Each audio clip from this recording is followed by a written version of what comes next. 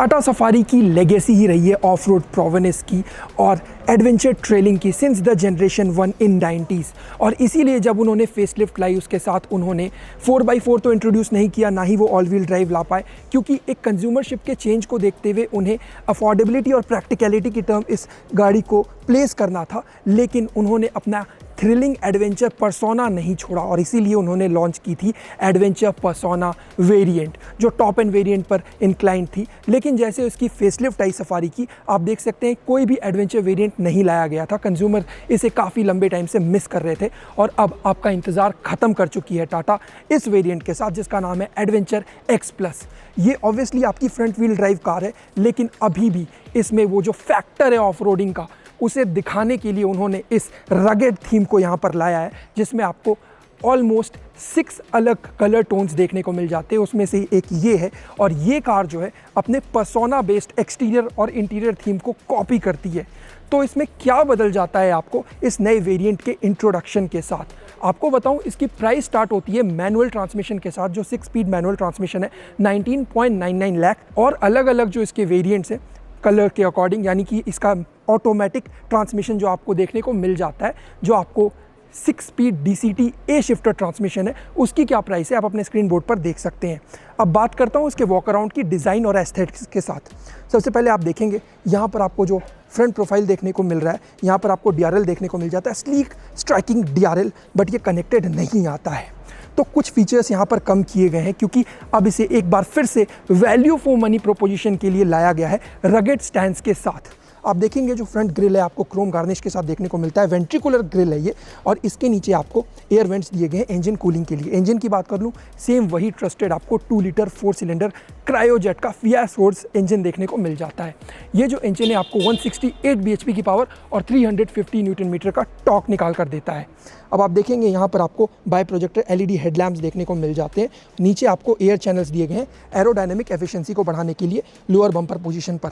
अब side profile पर आप आएंगे तो यहाँ पर आप देखेंगे कि आपको 19 इंच का dual tone machine cut alloy wheels देखने को मिल जाता है, ऑल 4 आपको वेट डिस्क ब्रेक्स के साथ, और ये रेडियल ट्यूबलेस टायर सेटअप के साथ आता है।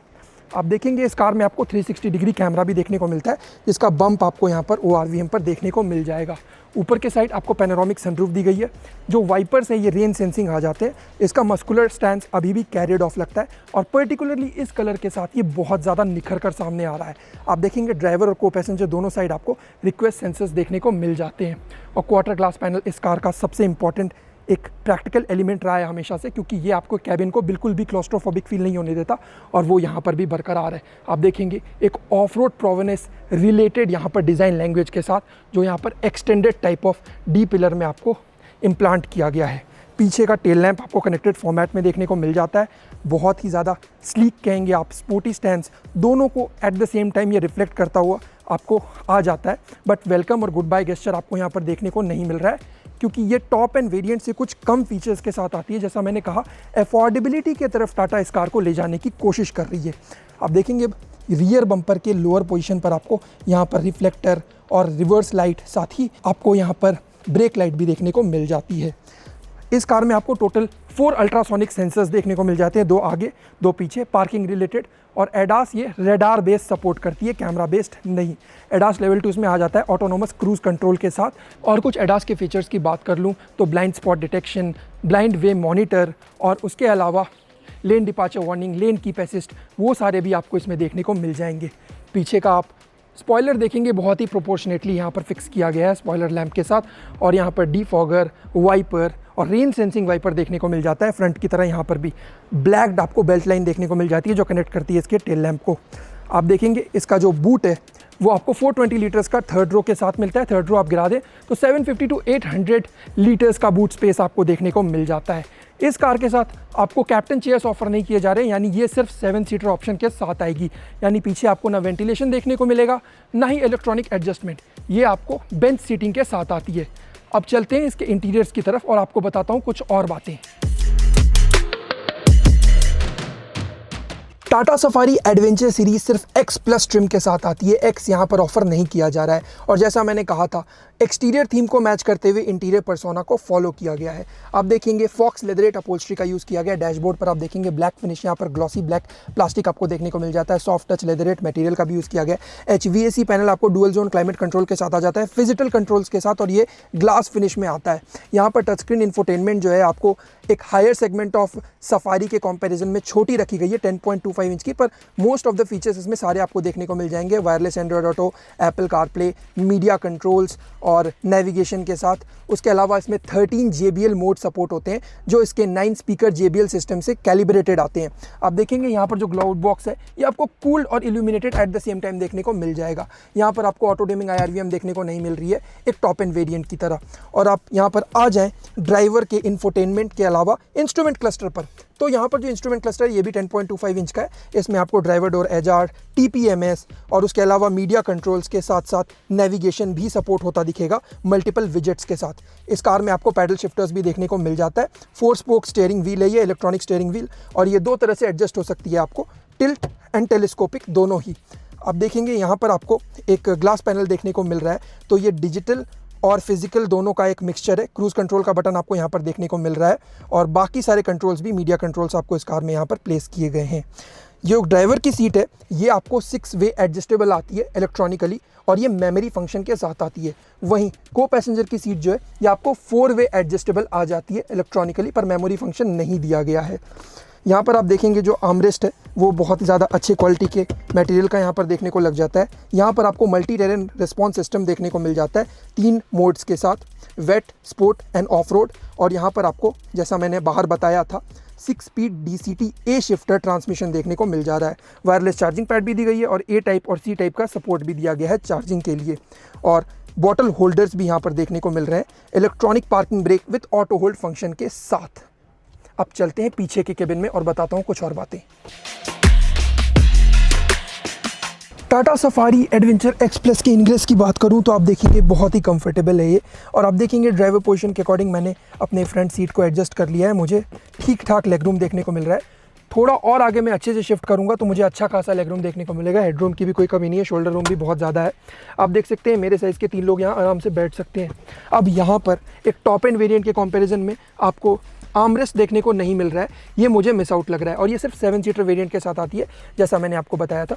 यहाँ पर आपको बॉस मोड फंक्शनैलिटी भी देखने को मिल रही है, पर ये बॉस मोड आपको मैनुअल देखने को मिलती है। और ज़्यादा अपर वेरिएंट्स पे हम जाएंगे तो वहाँ पर आपको इलेक्ट्रॉनिक बॉस मोड देखने को मिल जाता है। आप देखेंगे जो AC वेंट्स है वो साइड फेसिंग है, तो जो एयर चैनलिंग है वो बहुत अच्छे से होगी। यहाँ पर जो है पूरे कैबिन को ये बहुत जल्दी कूल करेगा। आप देखेंगे यहाँ पर कभी होल्स आपको देखने को मिल जाते हैं अपने स्मार्टफोन वॉलेट को होल्ड करने के लिए। सीट में आपको मैगजीन होल्डर्स भी देखने को मिल जाते हैं और नीचे आपको 2 चार्जिंग पोर्ट दिया गया है, A और C टाइप। उसके अलावा ये जो सीट्स हैं ये आपको मैनुअली ही एडजस्टेबल है, इलेक्ट्रॉनिकली नहीं। आपको 2 ही एडजस्टेबल हेडरेस्ट देखने को मिलते हैं, सेंटर में हेडरेस्ट ही नहीं मिलता है, तो विप्लैश के अकॉर्डिंग भी ये एक बहुत ही ज़्यादा कंसर्निंग पॉइंट है। सेफ्टी की बात करूँ 6 एयरबैग्स के साथ ये कार आती है। ऑब्वियस सी बात है ये ओमेगा D8 आर्क प्लेटफॉर्म पर बेस्ड है लैंड रोवर के, तो इसीलिए जो इसे टेस्ट किया गया है भारत NCAP और ग्लोबल NCAP दोनों में 5 स्टार सेफ्टी रेटिंग ये लेकर आई है। अब बात कर लें यहाँ पर जो आपको लाइटिंग देखने को मिल जाता है 1 टच है ये, और दोनों साइड आपको देखने को मिल जाता है LED में ये आ जाता है। अब चलते हैं 3rd रो में और आपको बताता हूँ वहाँ कितना प्रैक्टिकल स्पेस आपको देखने को मिल रहा है। टाटा सफारी के पीछे के सीट में जाना ज़्यादा मुश्किल है नहीं, 1 टम्बल सीट डाउन है ये, जैसा आप देख सकते हैं। मेरी हाइट 6'1" है और मैं काफ़ी आराम से यहाँ पर पीछे आ गया हूँ। अब मैं इस सीट को यहाँ पर बंद भी कर लूँगा तो आप देखेंगे मुझे ठीक ठाक यहाँ पर लेग रूम मिल रहा है। तो 50 to 100 किलोमीटर्स की जो हम बात करते हैं वहाँ पर एक एडल्ट भी यहाँ पर ट्रैवल कर सकता है। पीछे के साइड मुझे चार्जिंग पोर्ट यहाँ पर देखने को मिल रहा है A और C, पर वो एक ही साइड देखने को मिल रहा है। 2 यहाँ पर छोटे छोटे ग्लास होल्डर्स के साथ और कुछ स्पेस रखने के लिए यहाँ पर मुझे एक नेट दिया गया है। पीछे के साइड भी मुझे 2 हेडरेस्ट देखने को मिल रहा है एक लाइट के साथ, तो ये काफ़ी कंफर्टेबल स्पेस है। और यहाँ पर AC वेंट्स लेकिन आपको देखने को नहीं मिलते हैं, वो आपको एक हायर वेरिएंट में देखने को मिल जाते हैं।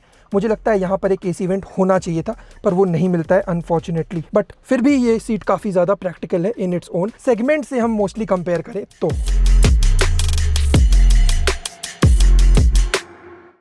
तो सवाल आता है Tata safari adventure x plus value for money है या नहीं।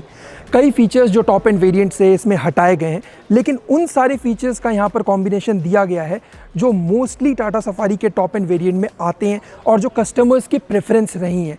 हालांकि कुछ फीचर्स जो है बहुत ज़्यादा प्रैक्टिकल हो सकते थे, जैसा मैंने बताया थर्ड रो का AC वेंट वो यहाँ पर नहीं दिया गया है, तो कुछ मिस आउट्स हैं, पर कई सारे आपको एड ऑन्स भी देखने को मिलते हैं। और प्राइसेस को चेक में रखना था, एक प्रैक्टिकल वेरिएंट लाना था जो पूरी तरह से फुलफ़िल कर सके कस्टमर्स के डिमांड को एक अफोर्डेबिलिटी के टर्म में, तो टाटा ने बखूबी वो करके दिखाया है सफारी एडवेंचर X Plus के साथ, मुझे लगता है। आपको कैसा लगता है कमेंट्स में बताएं, और ऐसी और इंटरेस्टिंग वीडियोस के लिए कार बाइक 360 को फॉलो और सब्सक्राइब ज़रूर करें।